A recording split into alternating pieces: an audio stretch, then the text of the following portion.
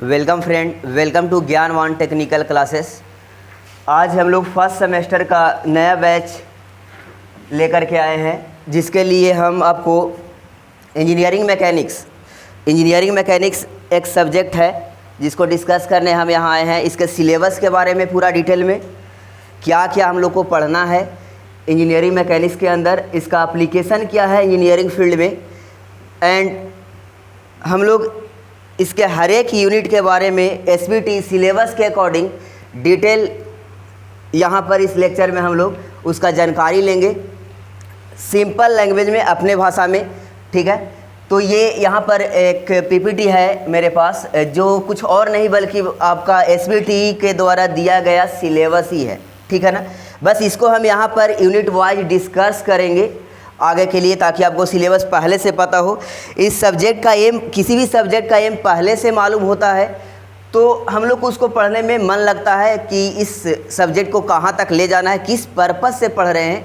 ठीक है, किस पर्पस से पढ़ रहे हैं और इसका लक्ष्य पहले निर्धारित हो जाता है, तो काम भी पता रहता है कि क्या कौन सा यूनिट में क्या काम करना है हम लोग को और किस लिए करना है। ठीक है, तो जो भी इंजीनियरिंग फील्ड में वर्क होगा हम लोग का हर एक टॉपिक वाइज, उसका अपना सिग्निफिकेंस होगा, अपना मीनिंग होगा, अपना प्रैक्टिकल लाइफ में क्या इसको हम लोग यूज करने वाले हैं एज ए इंजीनियर। ठीक है ना, तो चलिए यहाँ पर हम लोग पढ़ेंगे इंजीनियरिंग मैकेनिक्स के सिलेबस के बारे में जो एसबीटी के द्वारा दिया गया है। ठीक है ना, आपका इंजीनियरिंग मैकेनिक्स सिलेबस है और एक ज्ञानवान टेक्निकल के तरफ से हम लोग का एक कोर्सेस है कि आप लोग को एक इजी वे में अच्छे से फर्स्ट सेमेस्टर, चूँकि फाउंडेशन बैच होता है, आप लोग 10th पास अधिकतर लोग रहते हैं, मैक्सिमम लोग 10th पास रहते हैं, तो इजी वे में इस सिलेबस को हम समझाने का कोशिश करते हैं। बाकी आपका detail lectures unit wise and topic wise जाता रहेगा। ठीक है ना, हम लोग से जुड़े रहिएगा।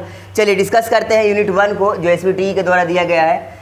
यूनिट 1 में है आपका मैकेनिक्स का यूनिट 1 बेसिक।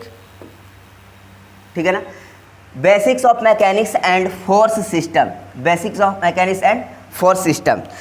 इस यूनिट में हम लोग पढ़ेंगे कि मैकेनिक्स का डिफिनेशन क्या है। ठीक है ना, इस सब्जेक्ट का मतलब क्या होता है, मैकेनिक्स कहते किसको हैं, इसका सिग्निफिकेंस क्या होता है। ठीक है, तो आपको हल्का सा हम बता दें मैकेनिक्स के बारे में कि मोशन को स्टडी करने के लिए, जनरली मोशन को स्टडी करने के लिए हम लोग पैरामीटर बनाते हैं। किसी भी चीज़ को स्टडी करने के लिए पैरामीटर बनाया जाता है। जैसे कि अगर किसी बाइक के मोशन के बारे में जानकारी लेना है तो किस टर्म में जानकारी लिया जाए। ठीक है ना, किस टर्म में जानकारी लिया है, उसका मेजरमेंट आपको इंडिया से बाहर किसी दूसरे ज्ञानी आदमी के पास भेजना है। ठीक है ना, एक बाइक का मोशन जो गया बाईपास में हुआ या पटना कहीं पे हुआ, इसके बाइक के मोशन को हम लोग को अगर भेजना है कहीं दूसरे जगह पे, तो हम लोग रिटन फॉर्म में भेजते हैं, उसके पैरामीटर के टर्म के फॉर्म में भेजते हैं। ठीक है ना, और ताकि उसका मेजरमेंट दूसरा कोई भी समझ सके। और उस मोशन के मेजरमेंट के लिए हम लोग उसको लिखने के लिए, उसका स्टडी करने के लिए पैरामीटर डिफाइन करते हैं कि किस टर्म में मेजर किया जाए।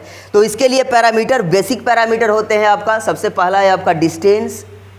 ठीक है ना, जिस पैथ पे जितना कोई गाड़ी चलता है उस पैथ का लेंथ होता है डिस्टेंस। फिर आपका है डिस्प्लेसमेंट, इसके पैरामीटर है जिसके टर्म में हम मोशन को मेजर करते हैं। फिर इसका है आपका स्पीड, वेलोसिटी, एक्सेलरेशन एंड साथ में मोशन को करवाने वाला जो मेन कारक है, जो मेन कॉज होता है, फोर्स। इन सभी पैरामीटर का स्टडी जिस सब्जेक्ट के अंदर में किया जाता है उस सब्जेक्ट का नाम है मैकेनिक्स। उस सब्जेक्ट का नाम क्या है, mechanics. This is also definition of mechanics. ये मैकेनिक्स का डिफिनेशन भी है और इस सब्जेक्ट का नाम बोल लीजिए या डिफिनेशन बोल लीजिए, दोनों एक ही है कि जिस सब्जेक्ट के अंदर में हम लोग मोशन के पैरामीटर्स का स्टडी करते हैं, इंक्लूडिंग फोर्स मतलब cause of motion, and excluding force यानी कि मोशन के कॉज को एक्सक्लूड करते हुए, दोनों तरह का स्टडी किया जाता है जिस सब्जेक्ट के अंदर में, उसको हम लोग बोलते हैं मैकेनिक्स। यहाँ पर हम बात करेंगे इंजीनियरिंग मैकेनिक्स का सिलेबस के अकॉर्डिंग। तो मैकेनिक्स बहुत तरह के होते हैं। हम लोग को यहाँ जो इंजीनियरिंग फील्ड में जो सिलेबस पढ़ने के लिए दिया गया है उसको हम लोग बोलते हैं क्या, इंजीनियरिंग मैकेनिक्स। चलिए इसमें हम लोग क्या क्या दिया गया है उसके बारे में जानते हैं। ठीक है ना, पहला है आपका सिग्निफिकेंस, रिलेवेंस ऑफ मैकेनिक्स। इसका मतलब हम बताएं आपको अभी। ठीक है ना, इसका सिग्निफिकेंस क्या है, मैकेनिक्स का प्रैक्टिकल ज़िंदगी में सिग्निफिकेंस क्या है, इसको यूज करके मैकेनिकल इंजीनियर वगैरह अपने ऑब्जेक्ट, अपने मशीन वगैरह का डिजाइनिंग करते हैं। जैसे आपका कोई बाइक हो गया तो बाइक का व्हील का डिजाइनिंग, आपका बाइक के जो लेंथ है, लेंथ के अलॉन्ग जो फाइबर लगे हैं उसका डिजाइनिंग, उसके मोशन के अकॉर्डिंग जो उसके में धुरी लगा हुआ है उसका डिजाइनिंग, बड़े बड़े ट्रक के जो व्हील्स बनते हैं उसके धुरी बनते हैं, उसके मोशंस को स्टडी करके मोशंस के अकॉर्डिंग उसका व्हील्स का, उसके धुरी का कितना स्ट्रेंथ चाहिए, उसका शाफ्ट का स्ट्रेंथ कितना चाहिए। जैसे आटा चक्की मिल हो गया, उसको में भी धुरी लगा रहता है, उसके मटेरियल का स्ट्रेंथ कितना चाहिए, उसको में लगा हुआ पुल्ली का स्ट्रेंथ कितना चाहिए। ये सारे के सारे मटेरियल्स से बना हुआ ऑब्जेक्ट का डिजाइनिंग उसके मोशन के अकॉर्डिंग आने वाला, उसके ऊपर आने वाला लोड पर डिपेंड करता है। तो इसमें हम लोग यही पढ़ने वाले हैं कि डिफरेंट कोई बॉडी अगर मोशन कर रहा है तो किस तरह का लोड जिस स्ट्रक्चर पर मोशन हो रहा है उस पर लगा रहा है। अगर वो लोड पता हो जाए तो हम लोग उस स्ट्रक्चर का डिजाइनिंग कर सकते हैं, ठीक है ना। तो मेनली इसका सिग्निफिकेंस इसमें यही है कि मैकेनिक्स का यूज करके हम लोग डिजाइन करेंगे डिफरेंट मूविंग बॉडी का या फिर स्टैटिक स्ट्रक्चर का। Static structure like buildings, static structure मतलब आपका जो स्ट्रक्चर्स मूवेबल नहीं है, रुका हुआ है, बिल्डिंग हो गया, ब्रिज हो गया, ये सारे चीज़ों का डिजाइनिंग जो होगा स्ट्रेंथ के अकॉर्डिंग कितना ताकतवर इसको बनाना है, ये डिपेंड करता है कि उस पर लगने वाला फोर्स कैसा है, उस पर आने वाला, उसको मोड़ने वाला बेंडिंग मोमेंट कैसा है। तो ये सारा का सारा चीज़ का स्टडी हम लोग करेंगे मैकेनिक्स के अंदर में। बगैर इसके ना मैकेनिकल इंजीनियर कुछ कर सकता है, ना सिविल इंजीनियर कुछ कर सकता है, और ना इलेक्ट्रिकल इंजीनियर वगैरह अपने जो टरबाइंस का डिजाइनिंग होता है वो सब कुछ नहीं कर सकते हैं, ठीक है ना। तो ये बहुत ही इंपॉर्टेंट और वेरी बेसिक सब्जेक्ट है फॉर इंजीनियरिंग पर्पस के लिए। हम लोग सिलेबस जान लेते हैं। फोर्स के बारे में पढ़ेंगे इसका, ठीक है ना। पहला चैप्टर में फोर्स के बारे में पढ़ेंगे। इसमें हम ये बता दें कि ये आपका मैकेनिक्स का सिग्निफिकेंस वगैरह हम डिस्कस कर लिए। Static and dynamic mechanics, static and dynamic mechanics detail में हम बात करेंगे चैप्टर वाइज। स्टैटिक मतलब होता है कि जब हम फोर्स का एनालिसिस कर रहे हैं, एनालिसिस मतलब उसके बारे में कैलकुलेशन कर रहे हैं और स्ट्रक्चर रेस्ट कंडीशन में है, तो इसको बोला जाता है स्टैटिक मैकेनिक्स, ठीक है ना। डायनेमिक मैकेनिक्स जिसमें जिस सिस्टम के ऊपर हम लोग उसके मोशन के पैरामीटर का स्टडी कर रहे हैं या फोर्स का भी स्टडी कर रहे हैं और वो सिस्टम डायनेमिक कंडीशन में है, यानी कि मोशन के कंडीशन में है, तो ये कहलाता है आपका डायनेमिक मैकेनिक्स, ठीक है। फिर कुछ बेसिक टर्म चीज़ें जानना है, इसको भी पढ़ने के लिए दिया गया है। स्पेस क्या होता है, ठीक है ना, स्पेस क्या होता है। टाइम को हम डिफाइन करेंगे साइंस के अकॉर्डिंग, टाइम क्या होता है, मास क्या होता है, पार्टिकल किसको कहते हैं, flexible body and rigid body, ये इंपॉर्टेंट टर्म है मैकेनिक्स के लिए, flexible body and rigid body. Engineering mechanics में जिस बॉडी का यूज किया जाएगा वो बॉडी रिजिड होगा, वो बॉडी क्या होगा, रिजिड होगा। रिजिड बॉडी का मतलब होता है कि बॉडी का कोई भी दो पॉइंट के बीच का डिस्टेंस इसके सराउंडिंग से लगाए जाने वाले फोर्स के वजह से डिस्टर्ब नहीं होना चाहिए। कोई भी दो मॉलिक्यूल के बीच का डिस्टेंस अगर नहीं बदलता है, इस पर कितने भी एक्सटर्नल लोड वर्क कर रहे हैं फिर भी, तो इस तरह के बॉडी को बोला जाता है रिजिड बॉडी। और रिजिड बॉडी का होने वाला मोशन का स्टडी, रिजिड बॉडी पर लगने वाला फोर्स का स्टडी हम लोग करेंगे इंजीनियरिंग मैकेनिक्स के अंदर में, ठीक है ना। एक होता है आपका flexible body, deformable body. Deformable body जो जिस पर लगने पर वो डिफॉर्म हो जाता है, जैसे कि बीम हो गया, कंक्रीट का बना हुआ बीम, उस पर जब छत का ढलैया होता है, लोड आता है तो उसके बाद वो बेंड कर जाता है, मुड़ जाता है। या आपका ब्रिज हो गया, प्रैक्टिकल ब्रिज, जब उस पर ट्रक वगैरह पार करते हैं तो वो नीचे दबते हैं और फिर से अपना रियल शेप में आ जाते हैं, यानी कि वो डिफॉर्म हो सकते हैं। और डिफॉर्म बॉडी का स्टडी हम लोग इंजीनियरिंग मैकेनिक्स के अंदर नहीं करेंगे, लेकिन ये बेहतरीन सब्जेक्ट है, एक आगे पढ़ने के लिए आपको मिलेगा अपर आपका सेमेस्टर में, जिसका नाम है स्ट्रेंथ ऑफ मटेरियल, सोम के नाम से जाना जाता है सब्जेक्ट। उसमें आपको डिफॉर्मेबल बॉडी के ऊपर मैकेनिक्स पढ़ाया जाएगा, ठीक है ना। लेकिन फिलहाल हम लोग इंजीनियरिंग मैकेनिक्स पढ़ेंगे जिसमें रिजिड बॉडी को यूज़ किया जाएगा। थोड़ा सा हल्का जानकारी हम दिए हैं, बॉडी का इंपॉर्टेंट था इसलिए। फिर आप लोग पढ़ेंगे क्वांटिटी के बारे में, स्केलर एंड वेक्टर क्वांटिटी। देखिए अभी हम बात कर रहे थे कि मोशन के पैरामीटर के टर्म में मोशन का स्टडी करते हैं। वो मोशन के पैरामीटर या तो डिस्टेंस होते हैं, डिस्प्लेसमेंट होते हैं, एक्सेलरेशन होते हैं, वेलोसिटी होते हैं। ये पैरामीटर आपके मेजर किए जा सकते हैं, और जो मेजर किए जाते हैं हम लोग जानते हैं कि उसको बोलते हैं फिजिकल क्वांटिटी।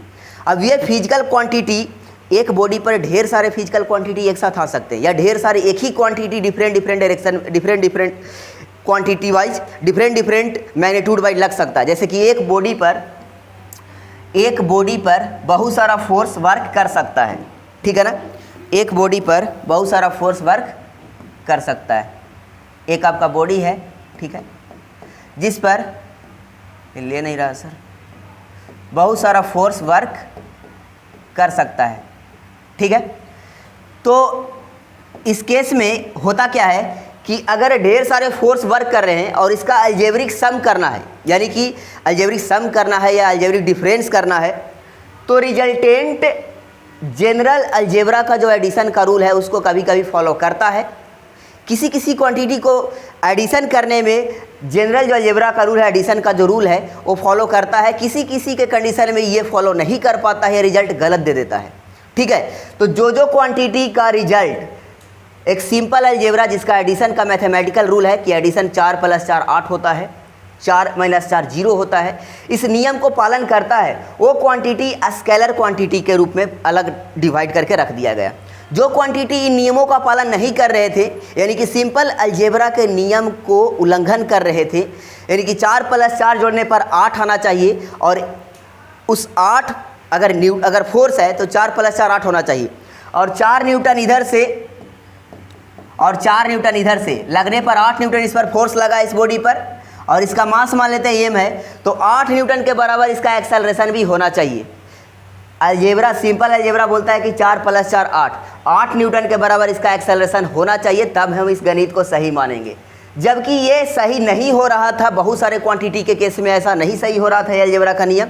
इसीलिए इस तरह के क्वांटिटी जो इस नियम का पालन नहीं कर रहे थे, सिंपल अलजेब्रा के नियम का पालन नहीं कर रहे थे, मतलब कि प्रैक्टिकल रिजल्ट से मैच नहीं कर रहा था इनका वैल्यू, उस क्वांटिटी को अलग छांट दिया गया और उसका नाम दिया गया वेक्टर क्वांटिटी, ठीक है। तो इसमें हम लोग पढ़ेंगे स्केलर एंड वेक्टर क्वांटिटी कौन कौन होते हैं, ठीक है। उसके यूनिट्स पढ़ेंगे, मेजरमेंट पढ़ेंगे, फंडामेंटल यूनिट्स पढ़ेंगे एंड डेराइव्ड यूनिट पढ़ेंगे। कौन कौन से फंडामेंटल यूनिट्स होते हैं, कौन कौन से डेराइव्ड यूनिट्स होते हैं, ठीक है।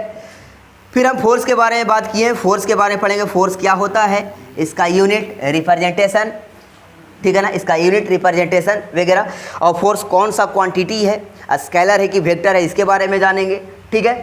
फिर है आपका कि हम यहाँ पे बात करें कि फोर्स है आपका वेक्टर क्वांटिटी। तो ढेर सारे फोर्स को हम लोग सम करने के लिए इसको रिजोल्व करते हैं, ठीक है ना, 2 पार्ट में रिजोल्व करके और सम करने का नियम के अकॉर्डिंग सभी ढेर सारे फोर्स को जब ऐड करना रहता है तो हम लोग इसको क्या करते हैं कि एक्स एक्सिस और वाई एक्सिस के अकॉर्डिंग इसको रिजोल्व कर देते हैं। तो इस केस में हम लोग यहाँ पर सिलेबस दिया गया रिजोल्यूशन ऑफ फोर्स पढ़ने के लिए, वेक्टर क्वांटिटी है। इसमें फोर्स को कैसे 2 अलग अलग डायरेक्शन में तोड़ा जाता है ये करना सीखेंगे। फिर कंपोजिशन ऑफ फोर्स, ढेर सारे फोर्स को कैसे सम किया जाता है, जोड़ा जाता है, मतलब कि अभी हम बात कर रहे थे कि फोर्स एक वेक्टर क्वांटिटी है और ये सिंपल अलजेब्रा के नियम से जुड़ नहीं सकता है, सिंपल अलजेब्रा के नियम से जुड़ नहीं सकता है। तो इसको हम लोग क्या करेंगे कि किस नियम से जुड़ेगा, कैसे कैसे वर्क करेगा, कैसे ढेर सारे वेक्टर क्वांटिटी को एक साथ जोड़ा जाए, इसको बोलते हैं हम लोग कंपोजिशन ऑफ फोर्स, ठीक है ना, जो इस यूनिट में हम लोग सीखेंगे। चलिए फर्स्ट यूनिट का कंप्लीट किए हम आपका। नेक्स्ट आपका है सेकंड यूनिट जिसका नाम है इक्विलिब्रियम। इक्विलिब्रियम का मतलब होता है कि किसी बॉडी स्टैटिक कंडीशन में हो या डायनेमिक कंडीशन में हो, बस उस पर नेट फोर्स क्या होना चाहिए, 0 होना चाहिए। नेट फोर्स क्या होना चाहिए, 0 होना चाहिए, मतलब कि उसके वेलोसिटी में परिवर्तन नहीं होना चाहिए। जब किसी बॉडी के वेलोसिटी में कोई परिवर्तन नहीं होता है तो बॉडी को इक्विलिब्रियम कंडीशन में माना जाता है। इक्विलिब्रियम कंडीशन मतलब इन ऑल डायरेक्शन, जिस डायरेक्शन में इक्विलिब्रियम कंडीशन हम कर रहे हैं उस डायरेक्शन में बॉडी पर नेट फोर्स क्या होता है आपका, 0 होता है। अब नेट फोर्स 0 होते हुए बॉडी मोशन में भी हो सकता है एंड बॉडी आपका रेस्ट में भी हो सकता है। कोई बॉडी ऐसे फंसा हुआ है, ठीक है, तो इस पर नेट रिजल्टेंट फोर्स 0 है, क्योंकि अगर इस पर फोर्स रिजल्टेंट रहेगा किसी डायरेक्शन में तो ये बॉडी चलेगा न्यूटन के नियम के अकॉर्डिंग, ठीक है। तो ये आपका है रेस्ट कंडीशन का इक्विलिब्रियम। इक्विलिब्रियम का सिंपल मतलब समझना, net resultant force 0। Net resultant force 0 होते हुए वेलोसिटी 0 होगा तो स्टैटिक कंडीशन रहेगा, और कभी कभी ये इक्विलिब्रियम में बॉडी कांस्टेंट वेलोसिटी से भी चल सकते हैं। कांस्टेंट वेलोसिटी मतलब मानिए 5 kilometre per hour, 5 kilometre per hour से कोई बॉडी चल रहा है, तो ये भी इक्विलिब्रियम कंडीशन में है, क्योंकि इसका वेलोसिटी में परिवर्तन नहीं हो रहा है। इसका मतलब इस पर कोई एक्सटर्नल फोर्स वर्क नहीं कर रहा है। तो इस कंडीशन में हम लोग इक्विलिब्रियम कंडीशन में क्या करेंगे कि डिफरेंट एक्सिस, डिफरेंट डायरेक्शन के अकॉर्डिंग, एक्स और वाई डायरेक्शन है, डिफरेंट डायरेक्शन के अकॉर्डिंग हम लोग इक्विलिब्रियम लगाएंगे, जिससे कि एक्स के अकॉर्डिंग समेशन एफ एक्स बराबर 0, समेशन एफ एक्स बराबर 0, यानी कि एक्स डायरेक्शन में नेट फोर्स क्या है, 0 है। इसका मतलब है कि बॉडी एक्स डायरेक्शन में क्या है, इक्विलिब्रियम में है, ठीक है ना। तो ये आपका इक्विलिब्रियम का कंडीशन। यहाँ से न्यूमेरिकल आता है आपका कि अननोन फोर्स दे देगा आपका कि ये दीवार यहाँ से सपोर्ट कर रहा है, ये दीवार यहाँ से सपोर्ट कर रहा है। इसमें से इक्विलिब्रियम कंडीशन लगा करके हम लोग को पूछ देता है कि इस दीवार और इस दीवार के कारण इस बॉडी के ऊपर कितना कॉन्टैक्ट फोर्स लग रहे हैं, ठीक है ना। ये इक्विलिब्रियम कंडीशन के अकॉर्डिंग हम लोग यहाँ पर कैलकुलेशन करते हैं। ऐसा न्यूमेरिकल आता है, बेहतरीन यूनिट है आपका, जहाँ से न्यूमेरिकल पूछे जाते हैं, ठीक है।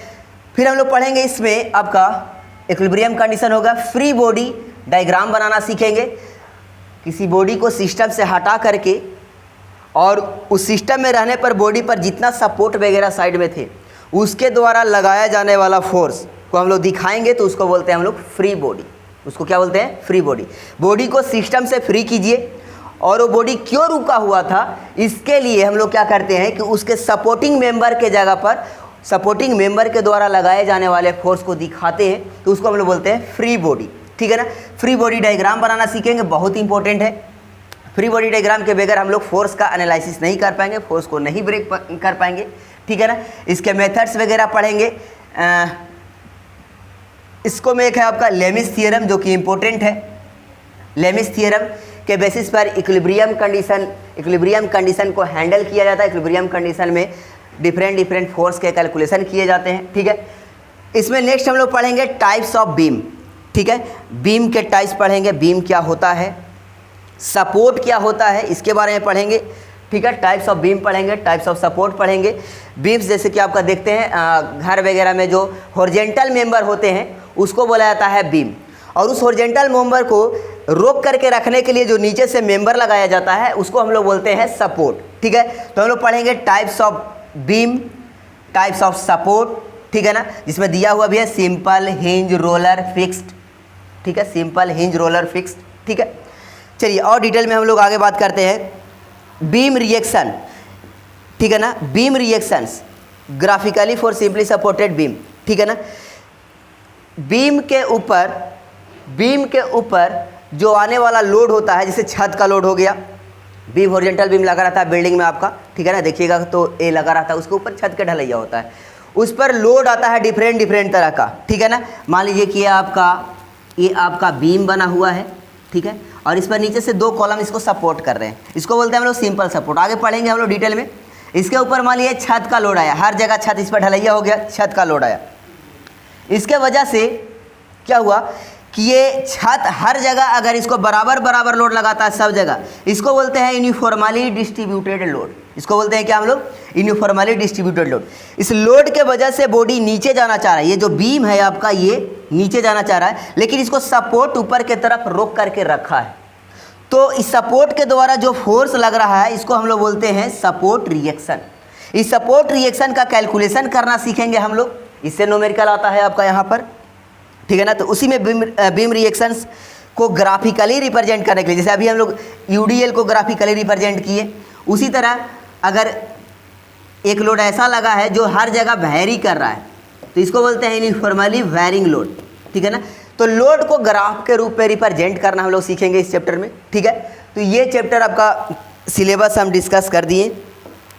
अगला यूनिट का सिलेबस है आपका फ्रिक्शन। ये सिंपल सा छोटा सा टॉपिक है फ्रिक्शन, लेकिन बहुत ही इंपॉर्टेंट है, ठीक है। फ्रिक्शन होता क्या है कि जब दो रफ सरफेस कांटेक्ट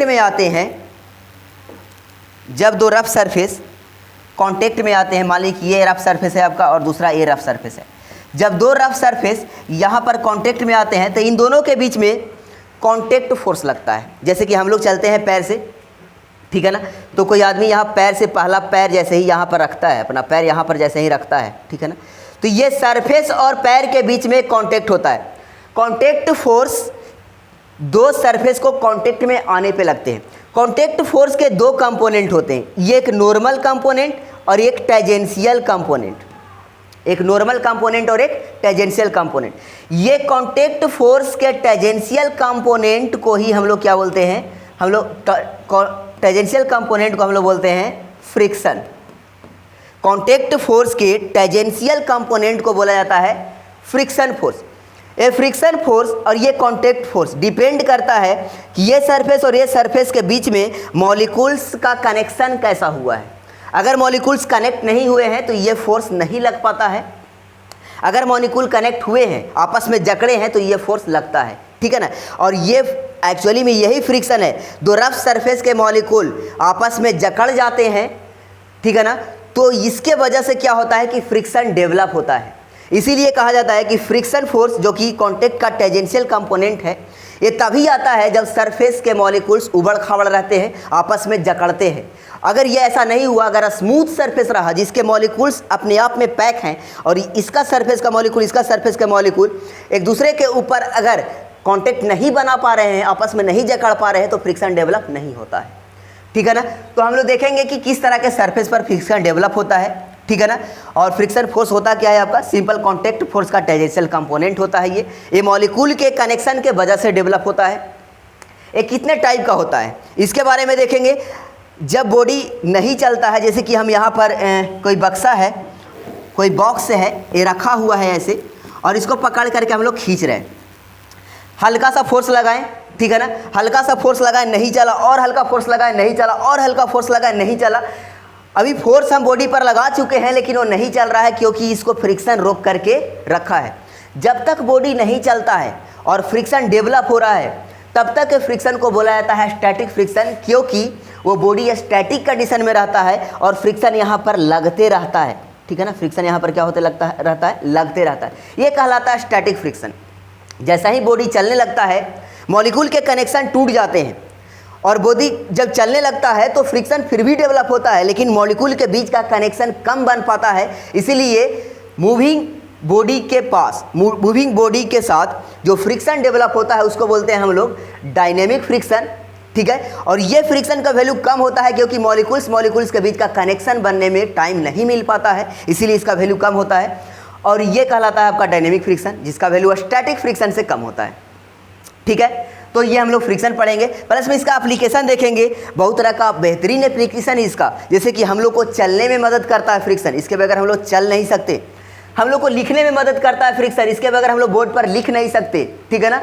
बोर्ड पर अगर फ्रिक्शन नहीं रहेगा तो लिख नहीं सकते हम लोग, क्योंकि इसको लिखने के लिए इस पर पेन को रफ करना चाहिए, सरफेस को क्या करना चाहिए, रफ करना चाहिए, तब इसको यहाँ पर हम लोग जो कॉपी पर अपना पेन से लिखते हैं, अगर आपका कूट वगैरह पर लिख करके देखिएगा, जो प्लाई वगैरह है उस पर लिख करके देखिएगा अपना पेन से, उस स्लाइड कर जाएगा, उसमें नहीं लिखा पाता है, ठीक है ना। तो बेहतरीन एग्जांपल है कि हम लोग लिखने में जो यूज करते हैं उसमें फ्रिक्शन चाहिए, चलने में जो यूज करते हैं उसमें फ्रिक्शन चाहिए, बाइक को चलाने के लिए फ्रिक्शन चाहिए। अगर बाइक को गीला मिट्टी पर ले जाकर चलाइएगा तो उसका चक्का घूमने लगेगा, वो नहीं चल पाता है, क्योंकि फ्रिक्शन चलाता है। बाइक का चक्का घूमने से बाइक नहीं चलता है, फ्रिक्शन सपोर्ट करेगा तब चलेंगे, ठीक है ना।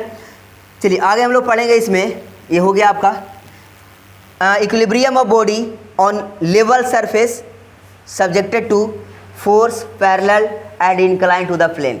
ये हम लोग पढ़ेंगे, बेहतरीन टॉपिक है ये भी आपका।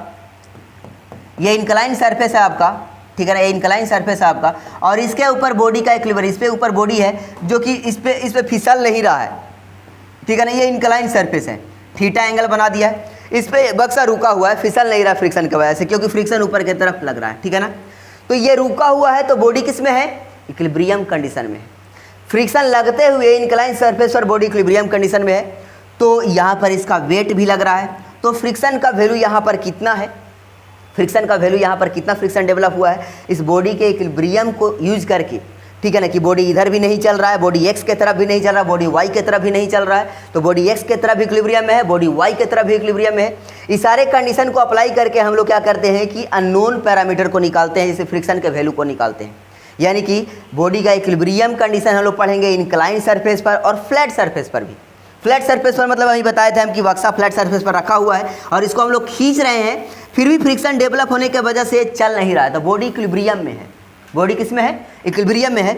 तो कितना फ्रिक्शन डेवलप हुआ है, इक्विलिब्रियम कंडीशन लगा करके हम लोग फोर्स को निकालते हैं। तो ये टॉपिक हो गया आपका कवर यहाँ पर, ठीक है।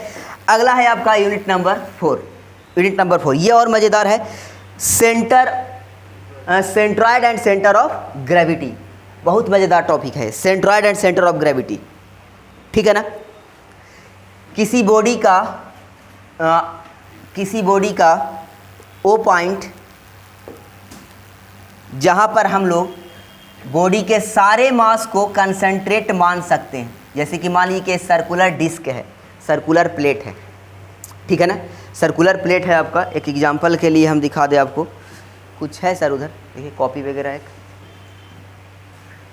हाँ लाइएगा, ठीक है। देखिए इसको एक पॉइंट ऐसा ज़रूर मिलता है जहाँ पर इसको ऐसे लगाइएगा तो ये क्या हो जाएगा, बैलेंस हो जाएगा, ठीक है ना। एक पॉइंट ऐसा ज़रूर मिलता है जहाँ पर इसको लगाने पर हम लोग क्या कर सकते हैं, इसको रोक सकते हैं, ऐसे बैलेंस कर सकते हैं, ठीक है। शांति से ये अभी नहीं हो रहा है हवा के वजह से, ठीक है। एक पॉइंट ऐसा ज़रूर मिलता है जहाँ पर इसको लगाएंगे हम लोग तो क्या हो जाएगा, आपका बैलेंस हो जाएगा, ठीक है ना। ये हर बॉडी के अंदर में होता है। जिस पॉइंट पर वर्टिकल एक नुकीला पेन पर भी इसको लगा करके रोक सकते हैं वो उसका बॉडी का सेंट्रॉयड कहलाता है या सेंटर ऑफ ग्रेविटी। ये इसलिए इसको सेंटर ऑफ ग्रेविटी बोला जाता है कि ऐसा लगता है कि बॉडी का सारा मास उसी पॉइंट पे है, वहाँ पर लगाने पर ये बॉडी क्या हो गया, रुक गया, वर्टिकल डायरेक्शन में मोशन नहीं कर पा रहा है, उलट नहीं पा रहा है, ठीक है ना। तो ये एक्चुअल फिजिकल मीनिंग है सेंटर ऑफ ग्रेविटी का। और दूसरा मीनिंग है इसका कि बॉडी के ऊपर का, बॉडी के अंदर का वो पॉइंट जिस पॉइंट के ऊपर सारे बॉडी के मास को कंसंट्रेट मान सकते हैं, कंसंट्रेट मान सकते हैं, बॉडी के उस पॉइंट को बोला जाता है सेंटर ऑफ ग्रेविटी। बॉडी के उस पॉइंट को क्या बोला जाता है, सेंटर ऑफ ग्रेविटी, ठीक है ना। चलिए डिफरेंट बॉडी का सेंटर ऑफ ग्रेविटी निकालना हम लोग सीखेंगे, इसलिए इसको सीखना ज़रूरी है। क्योंकि मान लीजिए कि ये आपका बॉडी है, ठीक है ना, और इसके ऊपर आपका ढेर सारा लोड लग रहा है, ठीक है, ढेर सारा लोड लग रहा है, ठीक है। तो क्या होता है कि इसका मोमेंट लिखना रहता है इस फोर्स का, इस सारे फोर्स के बराबर, ये सारे F1 F2 F3 F4 इस सारे फोर्स के बराबर एक फोर्स को लगा करके इसका मोमेंट लिखना रहता है। तो एक फोर्स हम लोग कहाँ लगाते हैं, जहाँ पर बॉडी का सेंटर ऑफ ग्रेविटी होता है, ठीक है ना, जहाँ पर बॉडी का सेंटर ऑफ ग्रेविटी होता है, ठीक है। तो चलिए हम लोग पढ़ेंगे बॉडी का हर डिफरेंट टाइप के बॉडी का सेंटर ऑफ ग्रेविटी होता कहाँ पर है या सेंट्रॉयड कहाँ पर होता है। जैसे ट्रायंगल का, रेक्टेंगल का, सर्कुलर का, सेमी सर्कुलर का, ठीक है। डिफरेंट बॉडी के सेंट्रॉयड और सेंटर ऑफ ग्रेविटी निकाला सीखेंगे, ठीक है। Centroid of composite body, centroid of composite body मतलब कि एक मान लीजिए कि एक बॉडी आपका रेक्टेंगुलर है और इसके साथ एक और दूसरा बॉडी ऐड किया हुआ है। दोनों बॉडी को मिला करके इन दोनों बॉडी के कॉम्बिनेशन का सेंट्रॉयड कहाँ पर है ये निकालना सीखेंगे हम लोग सेंट्रॉयड ऑफ कंपोजिशन बॉडी में, सेंट्रॉयड ऑफ कंपोजिशन बॉडी का केस में, ठीक है। पहले पढ़ेंगे सिंगल बॉडी का केस में, फिर आप लोग कंपोजिशन बॉडी मतलब एक ट्रायंगल दे देगा, एक रेक्टेंगल दे देगा, दोनों को एक साथ ऐड कर देगा, बोलेगा कि उसका सेंट्रॉयड कहाँ है बताइए, ठीक है ना। तो ये हो गया आपका, ये थोड़ा सा अभी बोर्ड का प्रॉब्लम चल रहा है, ठीक है। चलिए centre of gravity of simple solid cube, simple solid में क्यूब्स हो गए, ठीक है, आपके क्यूबॉइड हो गए, कोन हो गए, सिलेंडर हो गए, स्फीयर हो गए, हेमी स्फीयर हो गए, ठीक है ना। ये सब का हम लोग सेंटर ऑफ ग्रेविटी बताना सीखेंगे कि उसका सेंटर ऑफ ग्रेविटी कहाँ होता है। सेंटर ऑफ ग्रेविटी का मतलब है कि एक अगर आपका क्यूब है तो उसके अंदर का कौन सा पॉइंट है जहाँ पर पूरे क्यूब को मास को हम लोग कंसंट्रेट मान सकते हैं, एक जगह मान सकते हैं कि मानेंगे कि वहाँ पर उसका ग्रेविटी, उसका अपना जो ग्रेविटेशनल फोर्स होता है उसी पॉइंट पर लगता है, ठीक है ना। तो क्यूब के कौन सा पॉइंट पर होता है उस पॉइंट को बोलते हैं हम लोग क्या, सेंट्रॉयड, ठीक है ना। तो ये सॉलिड बॉडी का निकालना सीखेंगे हम लोग, क्यूब का, क्यूबॉइड का, कोन का। Centre of gravity of composition solid, जैसे कि कंपोजिशन सॉलिड में एक सर्कुलर कोन दे देगा और इसके नीचे एक सेमी सर्कुलर लगा देगा, आपका सेमी हेमीस्फीयर लगा देगा। ये दो हो गया, ठीक है ना। अभी कंपोजिशन ऑफ सॉलिड बॉडी का सेंट्रॉइड कहाँ पर है, यानी कि इन दोनों बॉडी को मिला करके नेट इसका सेंटर ऑफ ग्रेविटी कहाँ पर है, यानी कि कहाँ पर टोटल मास को कंसंट्रेट माने, ठीक है ना। ये कहलाता है कंपोजिशन सॉलिड बॉडी का सेंटर ऑफ ग्रेविटी, ठीक है। चलिए, तो ये पढ़ेंगे डिटेल में तो और अच्छा लगेगा वहाँ पर। अभी हम लोग बात करेंगे हल्का हल्का सा सिलेबस के बारे में केवल। अगला टॉप आपका है यूनिट 5। ये अलग तरह का यूनिट है, आपका सिंपल लिफ्टिंग मशीन वगैरह है। सिंपल लिफ्टिंग मशीन मतलब कि आपका ये हो गया आपका, एक मिनट, इसमें हम लोग देखेंगे जैसे कि आप रिंच वगैरह देखे हैं, सिंपल छोटे छोटे मशीन्स जिस पर एक फोर्स लगाएंगे और एक उसका मूविंग पार्ट होगा। जैसे कि देखिएगा, ये ऐसे कैसे हो रहा है सर, पेन नहीं लिए ना, ठीक है। सिंपल मशीन्स, जैसे पहला है आपका, ये पार्क में देखिएगा खेलने वाला शीशा टाइप का एक स्ट्रक्चर बना रहता है जिस पर बच्चे इधर बैठते हैं किधर बैठते हैं और इस पे आपका झूला झूलते हैं, ठीक है ना। ये सिंपल मशीन है। इसी तरह के मशीन्स को हम लोग इसमें पढ़ेंगे। सिंपल मशीन्स मतलब कि यहाँ पर एक फोर्स लग रहा है, यहाँ पर एक फोर्स लग रहा है, ये दो कंपोनेंट से मिल करके बना है और ये मूवेबल बॉडी है। ये हमारे इंजीनियरिंग वर्क को आसान कर देते हैं। जैसे कि अगर एक नट बोल्ट है और इसको कसना है तो हम लोग एक रिंच का यूज करते हैं। किसका यूज करते हैं? रिंच का यूज करते हैं, जो इसको कसने में फोर्स लगा करके कसने में बोल्ट को कसने में मदद करता है। तो ये कहलाता है आपका सिंपल मशीन, जिस पर एक हम लोग फोर्स लगाते हैं, फट लगाते हैं, जिसके वजह से इसका बॉडी का मोशन होता है और इसके वजह से बोल्ट क्या हो जाता है, आपका कसा जाता है। तो ये सिंगल एलिमेंट से, सिंगल कंपोनेंट से बना हुआ मशीन है जिसको हम लोग बोलते हैं सिंपल मशीन, ठीक है ना। तो इस यूनिट में हम लोग इसी तरह के मशीन्स के बारे में पढ़ने वाले हैं, ठीक है। इस यूनिट में हम लोग ये दूसरा यूनिट आ गया था आपका, ठीक है। तो इस यूनिट में हम लोग इसी तरह के मशीन्स के बारे में पढ़ने वाले हैं। छोटे छोटे मशीन्स आपके हो गए, जैसे जैक वगैरह हो गया। जैसे कि जैक, गाड़ी में जैक लगाते हैं। जब गाड़ी पंचर हो जाता है, जब गाड़ी वगैरह पंचर हो जाता है तो क्या करते हैं, जैक लगा करके नीचे से जैक लगा करके उसको लिफ्ट करते हैं और फिर हम लोग चक्का को खोलते हैं, उसको हटाते हैं, दूसरा चक्का उसमें लगाते हैं। तो वो जैक जो है आपका सिंपल मशीन है। तो ये पूरे यूनिट में हम लोग डिटेल में बात करेंगे। वीडियो ऐसे बहुत ज़्यादा लंबा हो जाएगा आपका, ठीक है। तो सिंपल सा इसमें हम लोग डिटेल में बात करेंगे आपके टॉपिक वाइज जब पढ़ाएंगे तो उस टाइम, ठीक है। ऐसा हम एग्जाम्पल दे दिया है आपको कि जैक हो गया वो सिंपल मशीन है, रिंच हो गया वो सिंपल मशीन है, ठीक है। और बहुत सारे सिंपल मशीन्स हैं जो हमारे काम को आसान कर देते हैं, जैसे कि आपका वेट जो हो गया, कहीं पर अगर हम लोग इस तरह का स्लाइडिंग वेट लगाते हैं, ठीक है। कहीं पर अगर किसी चीज़ को इंसर्ट कराना है तो इस वेट्स को ठोकते हैं तो ये आसानी से क्या होता है। या फिर देखिए, ट्रक पर से अनलोडिंग करते हैं, ट्रक पर से कोई ट्रक पर सामान रखा हुआ है, ठीक है।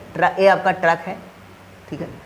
ये काम ही नहीं कर रहा है सही से यार, ठीक है। ये आपका ट्रक है और इसमें कुछ सामान रखा हुआ अंदर में। तो अनलोडिंग करने के लिए, ट्रक पर से अनलोडिंग करने के लिए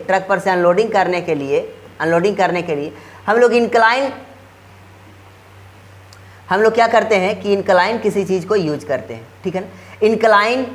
इनक्लाइन स्लोपी मेंबर को यूज करते हैं और इस पर से इसको स्लाइड करा करके हम लोग क्या करते हैं, बॉडी को नीचे लिफ्ट करते, नीचे उतारते हैं। तो ये जो इंक्लाइन सरफेस यूज कर रहे हैं ये कहलाएगा आपका सिंपल मशीन। तो इस तरह के चीज़ों को, छोटे छोटे सिंगल कंपोनेंट से बने मशीन जो इंजीनियर्स को इंजीनियरिंग फील्ड में हम लोग को काम करना आसान कर देता है, उसको हम लोग बोलते हैं सिंपल मशीन। और इस पूरे टॉपिक के अंदर में डिफरेंट टाइप के सिंपल मशीन्स को पढ़ेंगे, उसके हम लोग उसके प्रिंसिपल वगैरह को पढ़ेंगे, कैसे वर्क करता है, कैसे इंजीनियरिंग फील्ड में हमको मदद करता है, कितने टाइप के सिंपल मशीन हम लोग को पढ़ने के लिए दिया गया है, उसको एक एक करके डिस्कस करेंगे। चलिए आगे हम लोग unit wise and topic wise हम लोग वीडियो को डिटेल में डिस्कस करेंगे। ये है आपका रेफरेंस बुक जिसको आप हेल्प ले सकते हैं डिटेल स्टडी के लिए मैकेनिक्स का। यह आपका RS खुरमी एंड N खुरमी का बुक है जो यश चांद प्रकाशन का आता है। एज ए रेफरेंस के रूप में आप रख सकते हैं। और एक है आपका डॉक्टर RK बंसल का, इसको भी एज ए रेफरेंस के रूप में आप रख सकते हैं। लेकिन अगर नहीं भी रखे तो कोई दिक्कत नहीं है, मेनली हम लोग एक बेहतरीन प्रिपेयर नोट प्रोवाइड करेंगे यहाँ पर, जिससे ज़्यादा कुछ भी नहीं होगा। प्रीवियस ईयर का डिटेल सॉल्यूशन हम लोग प्रोवाइड करेंगे, उससे ज़्यादा सेमेस्टर में और कुछ नहीं आता है। हाँ, अगर ज़्यादा डिटेल में आपको अपने से खुद से स्टडी करना है, एक रेफरेंस के रूप में हेल्प के लिए रखना है, तो ये दोनों बुक को आप रेफरेंस बना सकते हैं। चलिए, थैंक यू। आगे आपका कुछ नहीं है, आपके वेलकम है आप सभी का, जुड़े रहिए हम लोग के साथ। Thank you.